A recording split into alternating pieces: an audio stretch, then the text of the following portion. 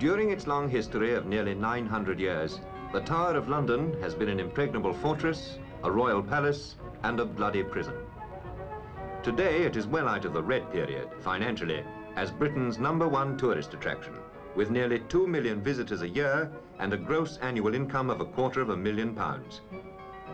To be able to preserve an historic building of this magnitude without gimmickry and make it pay for itself is almost a miracle. For the Tower is state property, policed by an ancient order of 38 resident yeoman warders and guarded by troops. What's more, it contains the crown jewels. So gimmickry is hardly appropriate, nor does it seem necessary.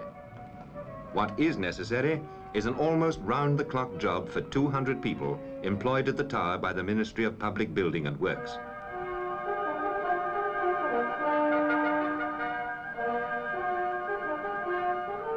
Yeoman Quartermaster Johns is in charge of the 6 Tower Ravens, with a 3 shillings a week food allowance for each.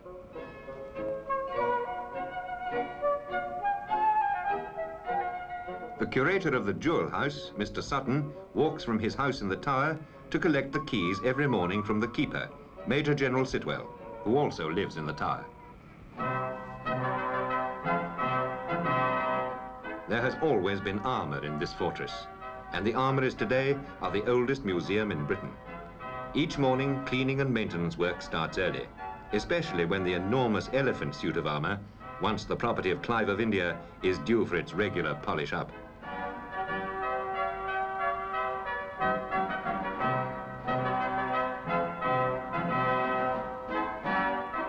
The most gruesome and most popular exhibit is the execution block and axe, last used about 200 years ago.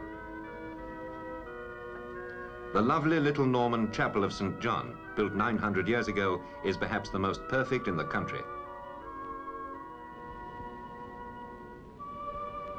While the Tower and its ancient connections are being preserved, life for the 57 families who live within its walls is very much in the 20th century.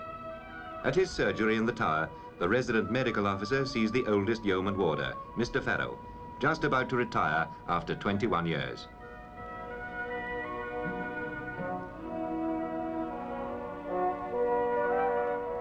The practical 20th century problem of taking money at the Tower comes under the receiver of fees, who employs 26 saleswomen. The entrance ticket offices are opened 30 minutes before the Tower is open to the public.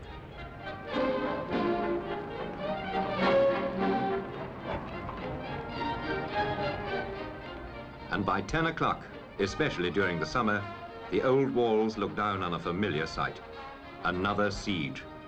But sieges of this kind are welcomed, for they mean preservation, not destruction.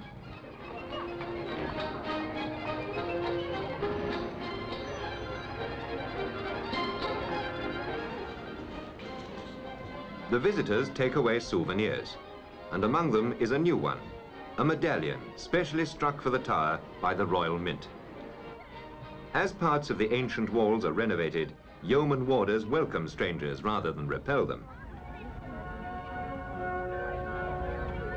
The resident governor, Colonel Sir Thomas Butler, sees his chief warder every morning to discuss the details of handling up to 16,000 people in the day. Either the governor or the keeper of the Jewel House must always be at the Tower. So in the mornings, General Sitwell, who is the only member of the royal household living at the Tower, takes the opportunity of getting his favourite bit of exercise. He walks to Leadenhall Market to do the family shopping.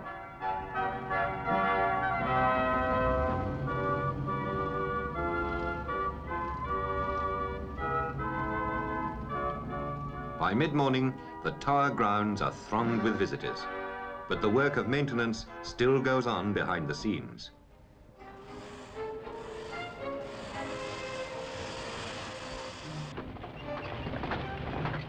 Birds, particularly London sparrows, play havoc with stone walls. They peck endlessly at the wall filling for grit, and after 100 years or so of this attack, the walls could become dangerous.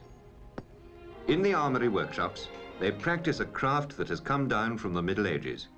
Armour is repaired and restored by highly skilled specialists.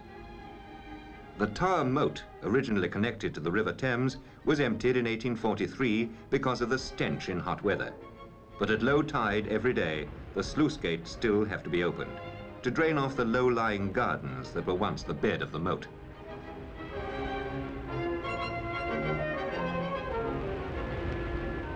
The Tower has its own resident chaplain, and weddings still take place in the royal chapel of St. Peter ad Vincula, in which Anne Boleyn is buried. The yeoman warders, once waiters at the royal table, then jailers of high-born prisoners, and now guardians of the Tower, know their history off by heart. Well, now here, ladies and gentlemen, we have the south side of the Queen's house, built as a royal palace by King Henry VIII in the early 1530s, and it was actually built as a wedding present for his second wife, the very charming Anne Boleyn. Traitor's Gate, the Bloody Tower, and cannons galore. Everything is photographed, especially the yeomen.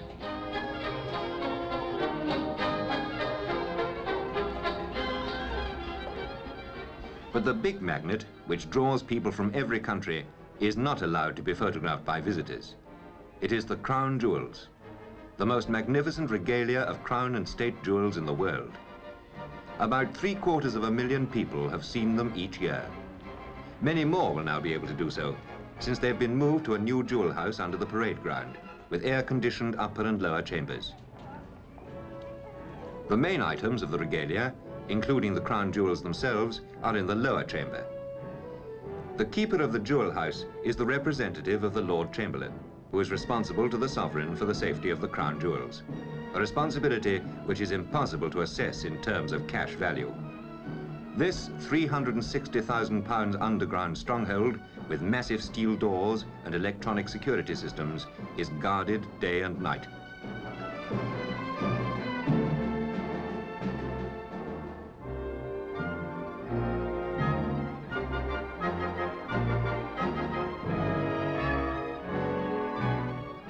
Gold altar plate, used at the coronation of Queen Elizabeth II.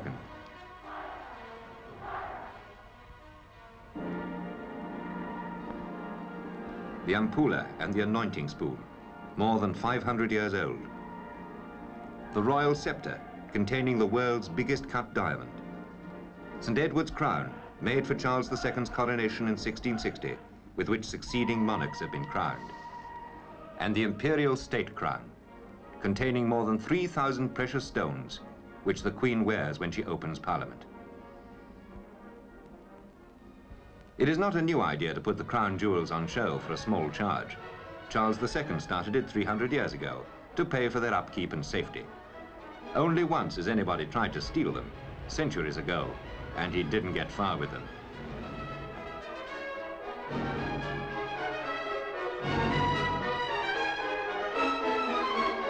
The Tower of London is unique. There's nothing quite like it.